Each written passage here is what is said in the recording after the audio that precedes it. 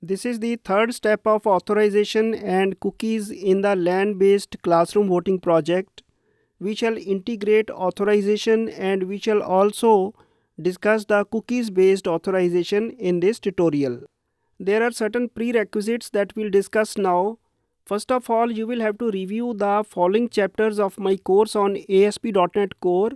The first chapter is Basic Event Handling in Razor Pages, and these are the two tutorials that you should be studying there. The second is that you will have to also go through authentication and authorization, and this tutorial you will have to study. These will help you understand this tutorial better. But if you do not want to do this, then you can learn with me as you go, because it is all about learning practical skills and it might be easier, might be more convenient if you want to go like that. So now I will straightway move to the project that we have created and we'll discuss. First of all, let me discuss the scheme of the tutorial today. Now this is the index home page. This page is ultimately going to show in future tutorials. In future tutorials, it will show the question and the options for voting. But this will be a protected page marked as authorized attribute, so that only those users are able to access it who have been authenticated and authorized. If a user is not authorized, then he will be taken to a page called Get OTP. It is on this page that he will be asked to enter his phone number and an OTP will be sent to his phone number. Although during this tutorial we will not be really sending, we will be simply sending 1234 as the OTP. In this case, when this OK button is clicked, an entry will be made in the database. That entry will save the OTP along with the expiry time. So that will be stored in the voter table. In the voter table, as you must have seen in the previous tutorial, we have a column for OTP and for expiry. And once his OTP is generated, he will be taken to a new page where he will be asked to enter his OTP.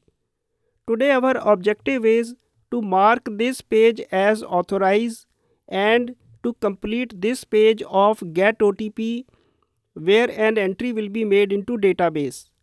This page will be added but will not be completed. A simple message will be shown here, and this page we will be completing this page in the coming tutorials. So as you can see on the Solution Explorer, we have an Enter OTP page. It is for this page. We have a Get OTP page.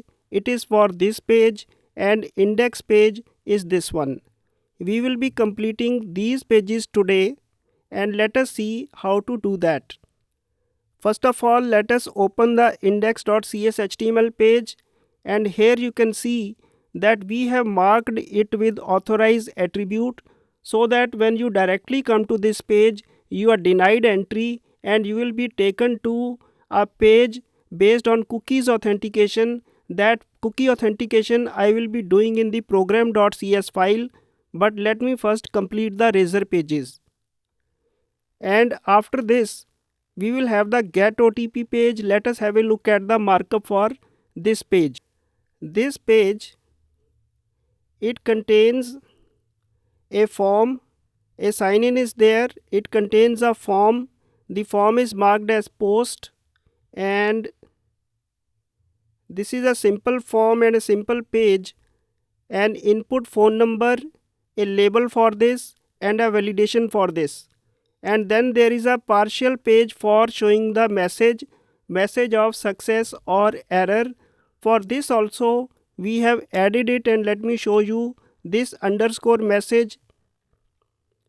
It is shown in the shared folder, and it contains a simple status message for these are bootstrap classes, and depending on the message type, it will show it in red color or it will show in green color. So you should review this chapter also, where we have done partial pages. So this is just a partial page for showing message. It will be used throughout the project. Now coming to getOTP.cshtml, this is a place where some message of error will be shown. And let us now have a look at the corresponding backing file, and I'll fold it away. You can see that this is the getOTP model, a project context for database connectivity, a logger for logging messages. This is the constructor, dependency injection, and after this we have marked a message as temp data. This message will be used to present messages to the user. We have marked it as temp data because this message will not be held for long. We want to clear it away as soon as possible. So this message will actually be shown on our page, and I will show you just now where this will be shown. Come to getOTP. This is model.message. This will be shown in the partial page, and it is a good practice. To make use of temp data for showing messages. And after this we have the onGet method. This onGet method will be on the GET request. If a phone is sent to it, if a message is sent to it, and these where will these come? These might come from the last page where the user will be asked to enter OTP. If he cancels the page or wants a resend of OTP, then this page will send this phone and some message, and if a phone is sent, if phone is not null, then the input, this is the bind property that will be shown on the phone number. This phone number is what? This phone number is this bind property, and we have used this message as if message is available, then webutility.html encode. This is also a good practice to encode any messages that are visible in query strings and everything. This is a good security practice. Then we have a bind property for the form. This input model is a class that we have added in the end. Here we have written this input class. This class has certain attributes and this phone number. So this class is basically used for the shuttling information between the form as a bind property. So coming back, then when the form is posted in the onPost method, the same story is done. If the form is not valid, return back, extract the phone from the form, and this story is now for upsert operation. Upsert. So why is this upsert? Let me just explain. This is the voter table, and in the voter table you have the phone of the user, and there is a column for OTP and for OTP expiry. The same phone might need a new OTP, or if the phone is not in the database, then the phone will be added to the database, a record will be created. If the phone already exists, in that case the OTP and this will be updated. So update and insert. We'll make sure that both of these are possible here. So let's see how we have done. So first of all, we try to find the phone number. If it is found, V will not be null. If it is not found, it will be null. If V is null, we'll do an insert operation, and if V is not null, then V stands. If it is null, then a new entry is made. OTP set, expiry set to 1 minute later, and this is add. If a new user is to be added, then this add, otherwise update. This underscore is a discard. You can see C# 8 or later. You can see my course on C# .NET Core. There we have described these discards. So basically even if you don't want to go there, in that case also, this is basically saying that if add is true, then add a voter. otherwise update the voter. We have added this source code so you can examine it there also. Sometimes you need to study yourself also. And now the log trace OTP generated and sent. This is a trace message we added to the log, and we'll redirect to the enter OTP page.